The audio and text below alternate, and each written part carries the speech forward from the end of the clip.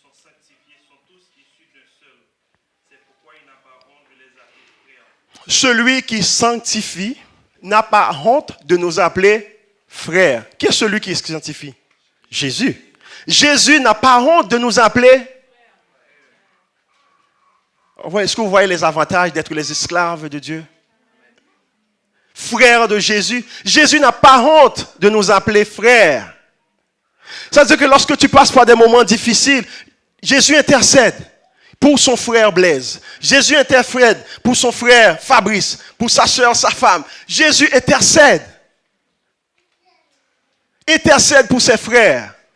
Alors, quelle que soit la situation difficile, gardez confiance parce que notre frère, notre grand frère intercède pour nous. Et il n'a pas honte de nous appeler frères. Il n'a pas honte de nous appeler frères. Moi, quand j'étais un peu jeune, beaucoup plus jeune, je suis élevé dans la foi chrétienne, mon père est pasteur, tout et tout, mais je trouvais que ça n'avait pas trop de sens. J'étais musicien, j'étais bon musicien, et j'avais honte à l'école de dire que je suis chrétien. Hein? Vraiment. Lorsqu'on parlait des protestants, je me faufilais un petit peu. Je trouvais qu'il n'y avait pas de wow dans ça. Ça manquait un peu de flash. Mais pendant tout ce temps, Dieu reste là, fidèle, fidèle. Lui, il n'a pas honte de m'appeler frère. Moi, j'avais honte de témoigner de lui. J'avais honte de dire que je suis enfant de Dieu. Mais gloire à Dieu, il m'a racheté. Gloire à Dieu, il m'a sauvé. Maintenant, je n'ai pas honte de l'évangile. Maintenant, je n'ai pas honte. On peut dire comme Pierre, je n'ai pas honte de l'évangile. C'est une puissance. C'est une puissance. Je n'ai pas honte de dire que je suis enfant de Dieu. Je n'ai pas honte de dire que je vais à l'église tous les dimanches. Aujourd'hui au travail, il y a tout un événement au travail. Je dis, viens-t'en, on fait une piscine. Je dis, non, je ne peux pas venir. Il faut que je vienne à l'église. Ah, mais comment, t'es plate. Non, il faut que je vienne à l'église. J'ai dit à mon collègue, d'après toi, d'où viennent mes bénédictions? D'où viennent ces bénédictions? Alors, je n'ai pas honte maintenant de dire que je suis le serviteur de Dieu. Je n'ai pas honte de dire que je sers un Dieu puissant. Je n'ai pas honte de dire que Jésus est venu pour moi. Il est mort, il est ressuscité et il intercède pour moi maintenant. Pas honte. Parce que Jésus n'a pas honte de m'appeler son frère. Il n'a pas honte de m'appeler son frère. Et parce que je suis fils, Dieu m'envoie son esprit. Il le dépose en moi. Il le dépose en moi. Quelle grâce. Quelle grâce. Quelle grâce. Quelle grâce. Alors, vous comprendrez maintenant la joie que Pierre avait. Je suis encore dans l'introduction. Vous comprenez la joie que Pierre avait lorsqu'il dit de la part de Simon Pierre, esclave. À l'époque, il y avait beaucoup d'esclaves dans la société. Et quand même, il s'identifiait. Voyez l'humilité du serviteur. Il pouvait dire de la part de Simon Pierre, un des responsables de l'église de Jérusalem. Et c'est ça qu'il était. De la part de Simon Pierre, un des disciples qui marchait avec Jésus. Un des disciples qui était sur la montagne lors de la transfiguration. Il pouvait se donner ça comme étiquette. De la part de Simon Pierre, celui qui fut un temps à marcher sur les eaux. Mais non, de la part de Simon Pierre, esclave de Jésus. Par la suite, il dit apôtre. De la part de Simon Pierre, apôtre. Envoyé officiel de Jésus. Apôtre. C'est bien intéressant maintenant, quand tu ouvres la télé, tu vas sur Internet, il y a tellement d'apôtres, tu es perdu. Vraiment, il y a tellement d'apôtres. C'est comme, dans le fond, je n'ai rien contre ça, mais dans le fond, c'est comme, j'ai l'impression qu'il y a un premier niveau. Il y a évangéliste, il y a pasteur. Après pasteur, il y a autre chose. Après autre chose, il y a probablement bishop. Après bishop, il y a apôtre. C'est une question de niveau. Alors que l'apôtre, ici, là, s'identifie comme serviteur, comme esclave. C'est un wake-up call. Soyez humbles. Que nous soyons humbles. Humbles. Ce n'est pas le titre qui fait, c'est la puissance qui est en nous. Ce n'est pas le titre qui fait. La parole de Dieu, dans la parole de Dieu est puissance. Ce n'est pas le titre, il n'y a pas de puissance dans le titre. De la part de Simon Pierre, serviteur et apôtre de Jésus-Christ, à ceux qui ont reçu une foi du même prix. Alors la lettre est adressée à ceux qui ont reçu une foi du même prix. À ceux qui ont reçu une foi du même prix. Nous comprenons là, en lisant ce texte, que la foi est un don. Vous êtes d'accord avec moi? À ceux qui ont reçu. Donc, cette foi qui sauve, cette capacité de croire à la parole de Dieu, c'est Dieu qui l'accorde. Hein? La foi est un don, c'est Dieu qui l'accorde. Ce n'est pas quelque chose qu'on peut obtenir par des efforts personnels. L'apôtre le dit bien, à ceux qui ont reçu une foi du même prix. Une foi du même prix. Et c'est ce exactement que la parole de Dieu nous dit. C'est Jésus qui fait naître la foi et qui amène la foi à la perfection. C'est Jésus qui suscite la foi et qui amène ensuite cette foi à la perfection. Donc cette foi est un don. C'est pour ça que la parole de Dieu nous dit, c'est par la foi que nous sommes sauvés. Par la grâce que nous sommes sauvés. Par le moyen de la foi. Et cela ne vient pas de nous. C'est un don de Dieu. C'est par la grâce que nous sommes sauvés. Donc à ceux qui ont reçu une foi du même prix que nous. En d'autres termes, c'est que Dieu donne à tous ses enfants une foi de même prix. Dieu donne à tous ses enfants une foi de même valeur. C'est exactement ce que le texte dit. C'est-à-dire que la foi que nous avons reçue, elle est de même nature que la foi que Paul avait reçue. Même nature que la foi de Pierre. Même nature que la foi de Jean. À ceux qui ont reçu une foi du même prix, de même rang.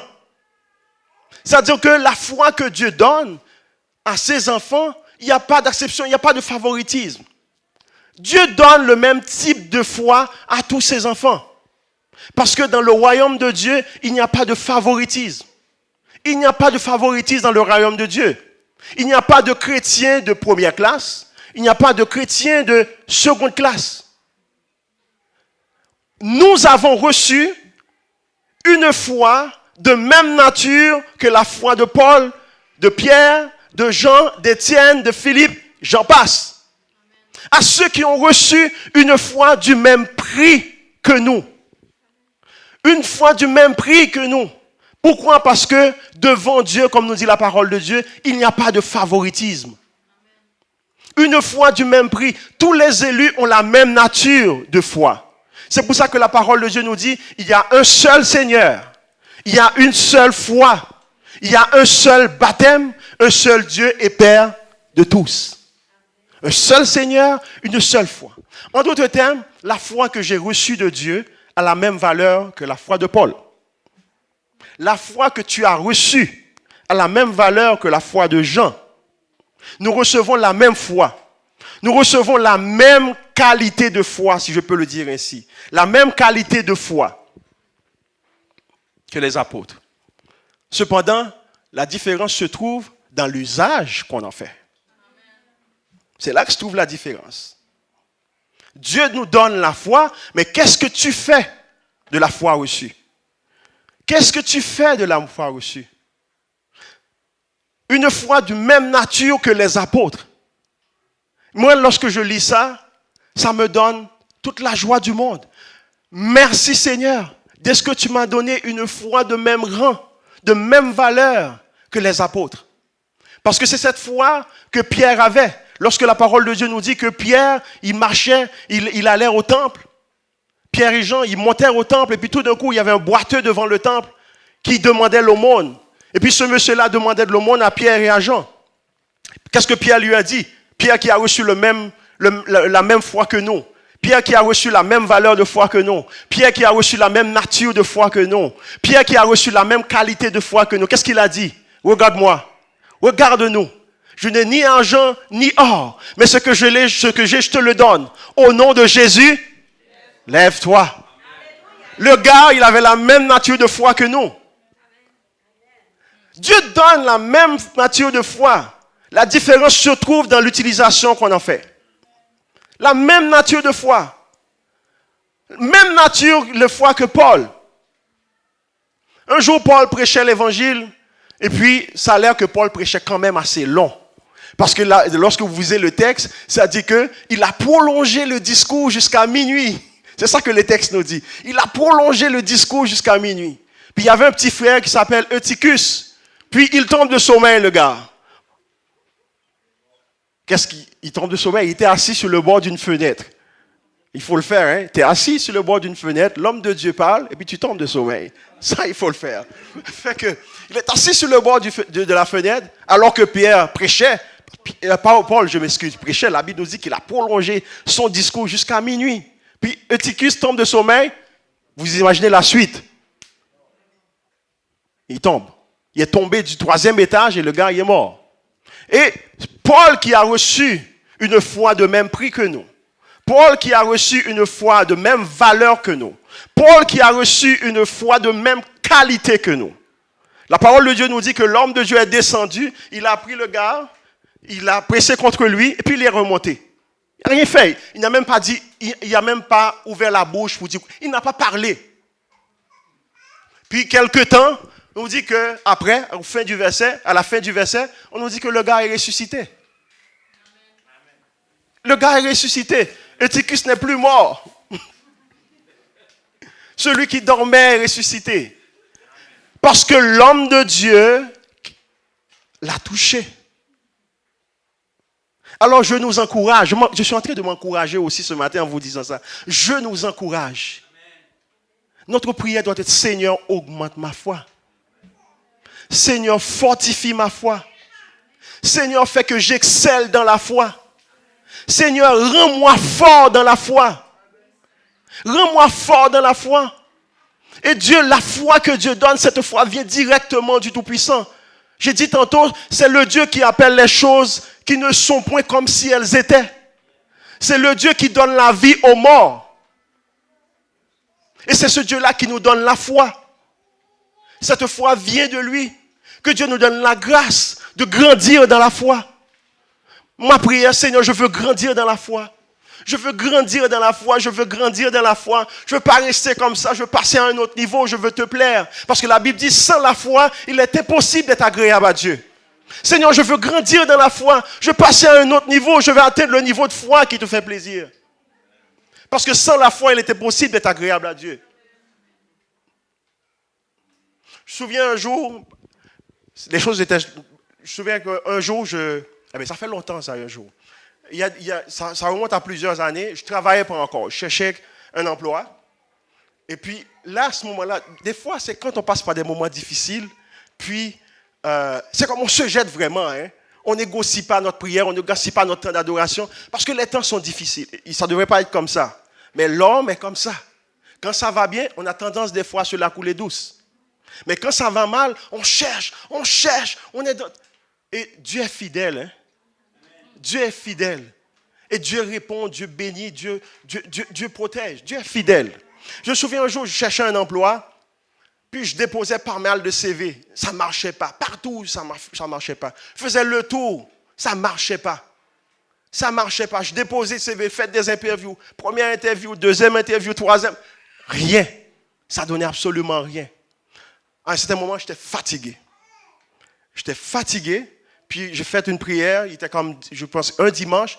J'ai dit, Seigneur, je m'engage, je suis devant toi, je suis ton enfant. Tu dis que tu prends soin de moi, que tu ne délaisses pas ton enfant. Que cette semaine qui s'en vient ne passe pas sans que je trouve un emploi. Je m'étais engagé comme ça. Et là, vraiment, c'était ma prière. Cette semaine ne passera pas, j'aurai un emploi cette semaine. Il n'y a pas de doute. Il n'y a pas de doute. J'étais convaincu. J'avais cette conviction solide. Lundi, je n'ai pas reçu d'appel. Mardi, je n'ai pas reçu d'appel. Mercredi, je n'ai pas reçu d'appel. Jeudi, je n'ai pas reçu d'appel. Vendredi, 3h, 4h, 5h, je n'ai pas reçu d'appel. Alors vous imaginez que vendredi, 5h, toutes les places sont fermées. Fait que là, je reviens sur moi-même et je dis, waouh, ok. Seigneur, qu'est-ce qui ne va pas? Mais quand je restais quand même attaché. Dieu m'a donné cette force, cette conviction. Et à l'époque, le chant que Dieu m'avait donné, c'est un chant qui dit dis tout à Jésus, oh combien son accueil est doux. Il peut comprendre, il aime à t'entendre. Dis-lui tout simplement tout. Dis-lui tout simplement. C'est ce chant-là que j'avais dans mon cœur. Dis tout à Jésus. Oh, dis-lui tout. Combien son accueil est doux. Il peut comprendre. Il aime à t'entendre. Dis-lui tout simplement tout. Fait que je déversais mon cœur. Je disais tout au Seigneur. Seigneur, je suis ici. J'ai changé de pays, mais je suis encore sous ton ciel. Tu bénis encore. Tu as béni en Haïti, tu béniras aussi au Québec. Fait que je n'abandonnais pas, je restais dans la prière. Fait que vendredi soir, je n'ai pas eu d'appel. Bon. On va continuer à prier. Et vous savez, samedi, autour de 1h, le téléphone a sonné. Samedi. Dis-moi quel employeur qui va appeler chez quelqu'un samedi. Samedi, le téléphone a appelé. Je pris le téléphone. Pour moi, c'est un ami. Ou bien quelqu'un qui va me dire, est-ce qu'on va aujourd'hui faire de la musique, quelque chose comme ça. Puis là, c'est une voix qui me dit, puis je pourrais parler à M. Angénin Baptiste? Je dis, oui. Puis là, la dame m'offre un emploi. Samedi. Je ne sais pas pourquoi ils étaient ouverts ce samedi-là. Jusqu'à maintenant, je ne sais pas. Mais Dieu a pourvu. Mon maître a pourvu. Son nom est l'Éternel des armées. Il est Jéhovah Jireh. Il est celui qui pourvoit. Et c'est pour ça qu'on n'a aucune honte à dire, je suis esclave de Dieu. Parce qu'il prend soin de moi. Donc, Pierre, qui se présente comme esclave, il a écrit à ceux qui ont reçu une foi de même valeur que lui. Je vous raconte l'histoire pour vous dire que le potentiel est là. Le potentiel est là. Dieu ne fait pas de favoritisme. Dieu ne fait pas de favoritisme. Il faut rester au pied du Seigneur. Papa, augmente ma foi. Soutiens ma foi. Il y a le chant qu'on chante, Dieu de Jacob, soutiens ma foi. Soutiens ma foi. Les disciples disaient, Jésus, augmente ma foi. Nous avons besoin de cette foi-là qui fait plaisir à Dieu. Et vous savez, une des choses, il faut rester attaché à la parole. Il faut rester attaché à la parole. Parce que la Bible nous dit que l'homme ne vivra pas seulement de pain, mais de toute parole qui sort de la bouche de Dieu. Si un bon burger, c'est la nourriture de mon cœur, de mon corps, bah pas pour mon cœur. Si un bon plat, c'est la nourriture pour mon corps, la nourriture pour mon âme, c'est la parole de Dieu. Et lorsque je reste attaché à la parole, je lis la parole, je m'attache, je médite la parole, l'Esprit de Dieu prend cette parole et conduit cette parole dans mes pensées, dans mes désirs, dans mon cœur, et je suis un autre homme. Je ne réfléchis plus de la même manière parce que la parole de Dieu me remplit. Et plus que je connais la parole de Dieu, plus que je reste attaché à la parole, ma foi grandit. Ma foi grandit. C'est pour ça que David pouvait dire, l'Éternel est mon berger, je ne manquerai de rien. Parce qu'il connaît son Dieu. Quand tu connais ton Dieu, ta foi est ancrée sur quelque chose. La foi est ancrée sur la parole. Ce n'est pas une foi dans le vide. C'est basé sur les promesses de Dieu, sur ce que Dieu a dit. Je vous encourage à rester attaché à la parole. À ceux qui ont reçu par la justice de notre Dieu une foi du même prix. Donc cette foi, nous la recevons par la justice de Dieu. C'est par la justice de Dieu que nous recevons cette foi. Donc, ça veut dire quoi? C'est-à-dire que dans sa justice, Dieu donne à tous ceux qui viennent à lui une foi de même valeur. Une foi de même prix dans sa justice. Nous recevons cette foi par la justice de Dieu.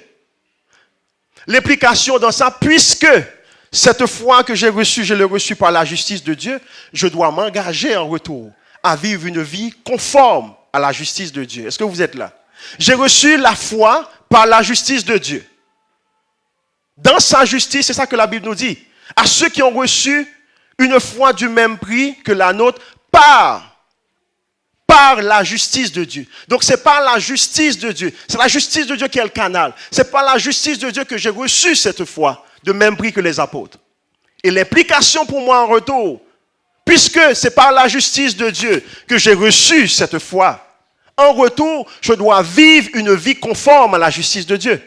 Je dois réfléchir comme enfant de Dieu. Je dois agir comme enfant de Dieu. Je dois agir comme un enfant de justice. La Bible dit que nous sommes la justice de Dieu. Dites à la personne à côté de vous, je suis justice de Dieu. C'est ça que la parole de Dieu dit, nous sommes justice de Dieu. Justice de Dieu. Celui qui n'a point connu le péché, il l'a fait devenir péché pour nous, afin que nous soyons Justice de Dieu. Justice. Justice de Dieu. Je suis la justice, je suis justice de Dieu. C'est la parole de Dieu. Il faut le recevoir. Il faut le recevoir. Je vais aller un peu plus vite, juste pour terminer. Alors, à ceux qui ont reçu par la justice notre Dieu et Sauveur Jésus-Christ, et là c'est un autre mot très intéressant encore, Sauveur Jésus-Christ. De la part de Simon-Pierre, serviteur et apôtre de Jésus-Christ, à ceux qui ont reçu une foi du même prix, à ceux qui ont reçu la même capacité de croire que Paul, que Pierre, que Jean, par la justice de notre Seigneur, de notre Sauveur Jésus-Christ. Par la justice de notre Dieu et Sauveur Jésus-Christ. Par la justice de notre Dieu et Sauveur Jésus-Christ. Et Sauveur Jésus-Christ. Le mot Sauveur vient du mot grec sozo. Et Sauveur Jésus-Christ. Et ce mot est riche de sens. Très riche de sens. À l'époque, lorsqu'on disait que quelqu'un est sauveur, c'est quelqu'un qui fait du bien, c'est quelqu'un qui apporte le salut. La compréhension du salut n'est pas comme, c'est pas la compréhension qu'on a aujourd'hui. Un médecin, à l'époque, était considéré comme un sauveur. Pourquoi? Parce qu'il guérissait. Et on l'appelait sauveur. Un général de l'armée était considéré comme un sauveur. Un officiel du gouvernement était considéré comme un sauveur. Et là, Pierre dit de la part de notre Dieu et Sauveur Jésus-Christ. C'est qu'en réalité, notre Sauveur, c'est Jésus-Christ. C'est Jésus-Christ qui apporte le salut. Je vous dis que ce mot vient du verbe grec sozo.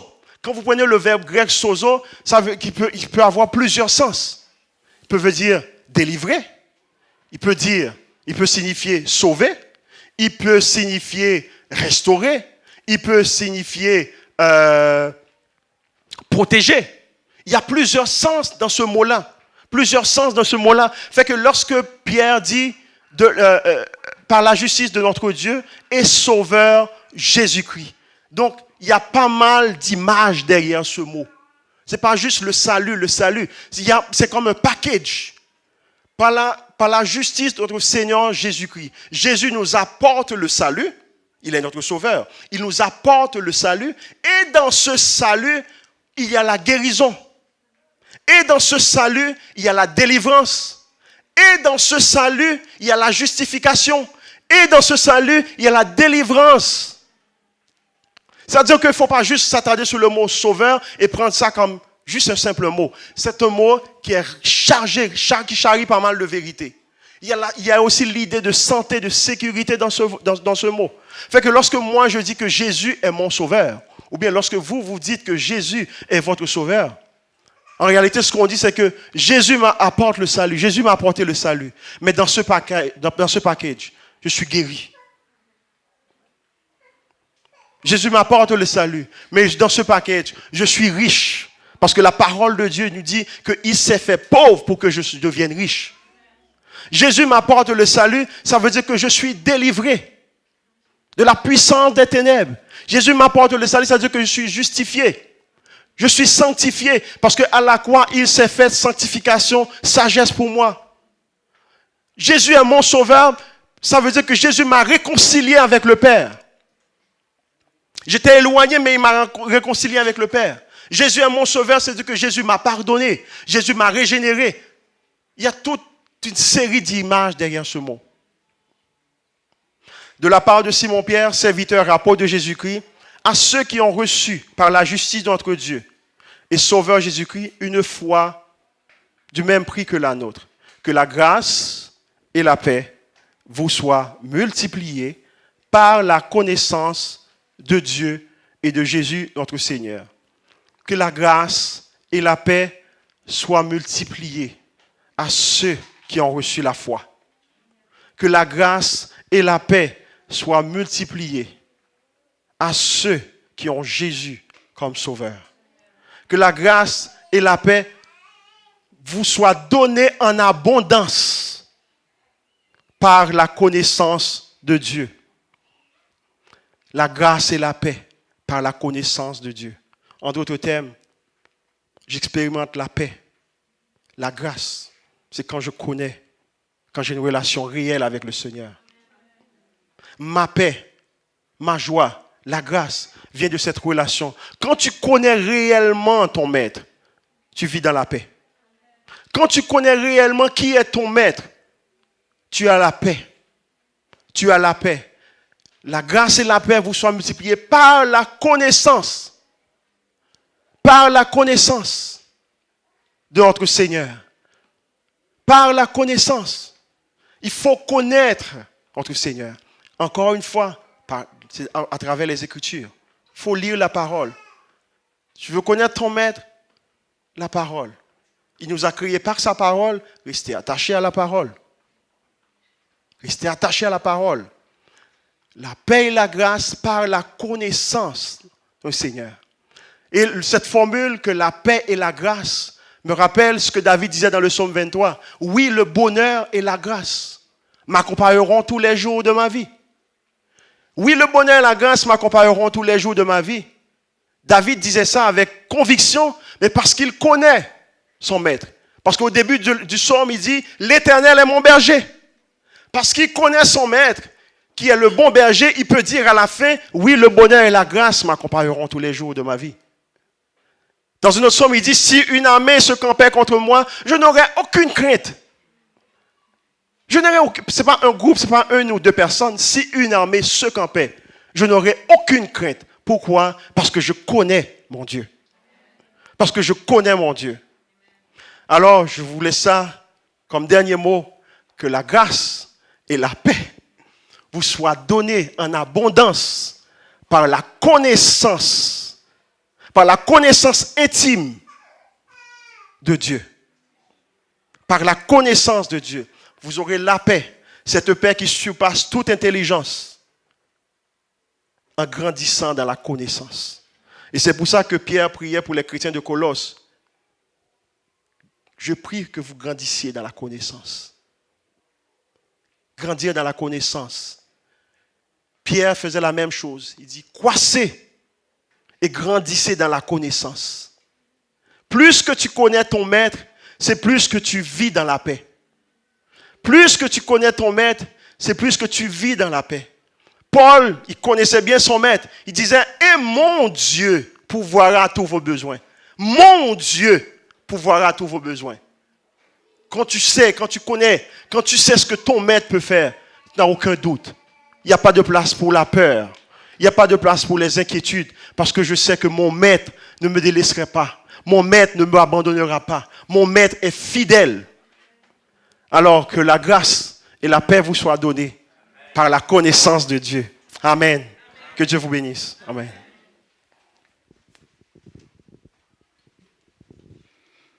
Gloire à Dieu. Est-ce qu'on a été bénis? Est-ce qu'il y a des esclaves dans la salle? Sûr. Vous n'avez plus peur de ce titre? Vous ne voulez pas être juste le boss? Hein? Vous voulez juste en haut? Mais on est esclaves. Et d'autres sont rois aussi. Amen? Et on l'est. Gloire à Dieu. On est béni parce que c'est important, ce qu'Angénaire disait, par la parole. On doit comprendre qu'on appartient à Dieu. Je pense que souvent on l'oublie. C'est vrai ça? Si on regarde nos vies, on fait nos plans pour nous. C'est vrai?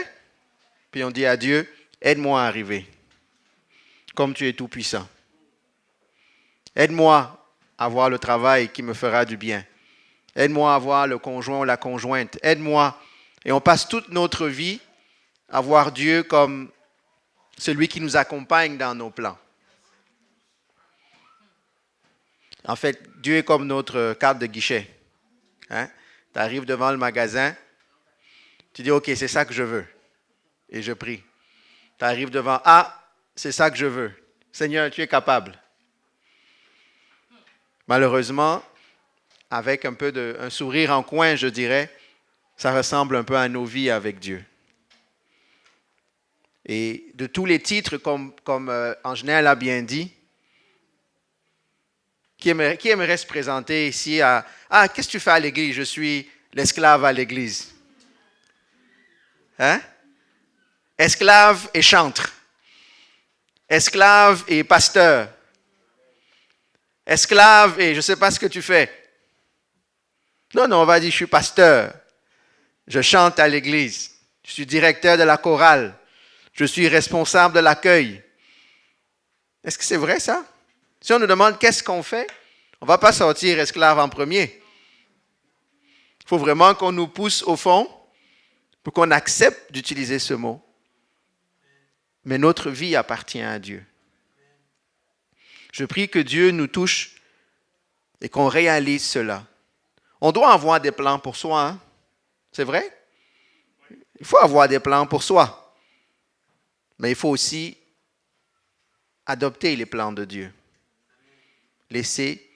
On pense que nous, on a les meilleurs plans pour nos vies. Combien de fois est-ce qu'on a pris de bonnes décisions, entre guillemets, et on se retrouve le soir en train de pleurer, on dit « Seigneur, aide-moi, là je me suis mis dans les problèmes. » Je sais que ça ne vous arrive pas, moi ça m'arrive. Pourtant, c'était la meilleure chose à faire. C'est vrai? Prions que le Seigneur nous aide à lui donner nos vies. Je pense qu'il n'y a pas de plus grande prière que celle-là. Seigneur, je veux t'appartenir. Pas en parole, pas dans le beau cantique qu'on chante, pas le dimanche, mais quand personne ne me voit, quand je suis seul avec toi dans la rue. Seigneur, je veux t'appartenir. Quand j'ai une promotion au travail, qui veut la promotion au travail? Il faut la promotion au travail. Mais quand tu sais que cette promotion va t'éloigner de Dieu, est-ce que tu vas encore dire, Seigneur, enlève la promotion? Ah, Seigneur, garde-moi comme je suis, parce que c'est comme ça que je te sers. Si tu penses que je peux avoir la promotion, qu'il me soit fait selon ta volonté. Mais, autrement, je suis esclave et j'accepte. Seigneur, je prie que tu nous aides à saisir la profondeur de cette parole. Si Paul, si Pierre, si tous ces grands hommes que nous lisons, dont nous lisons l'histoire, qui ont écrit la parole, qui ont témoigné avec puissance de ta gloire, ont osé ne se voir que comme des esclaves. À plus forte raison, nous, Seigneur.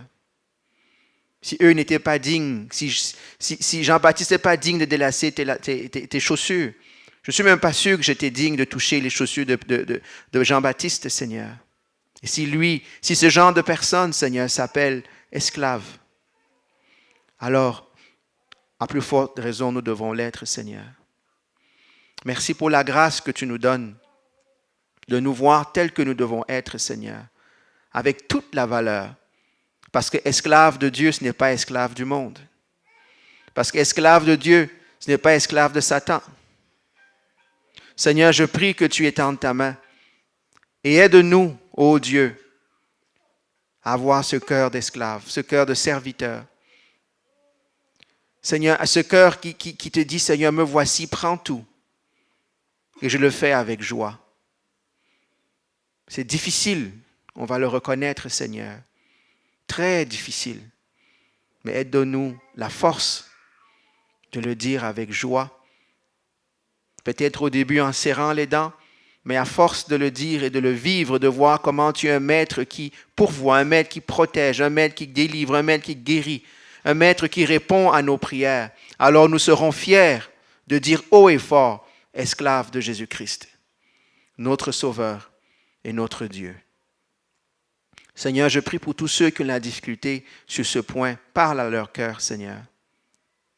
Chacun d'entre nous, toutes ces petites choses que nous gardons pour nous, aide-nous, Seigneur, à te les donner, Père éternel, afin qu'on soit vraiment tes esclaves, afin que tu aies vraiment droit de vie et de mort sur nous, que nous te donnions cela volontairement, comme cet esclave à la 7e année qui dit non, je ne veux pas quitter la maison de mon maître.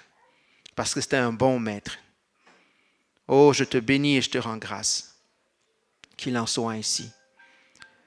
Amen. Soyez bénis. Rappelez-vous les annonces pour le samedi. C'est important de remplir les feuilles. Si vous avez des invités, vous avez besoin de déplacement. Ceux qui ont besoin de prière, je suis disponible pour la prière ici. Soyez bénis.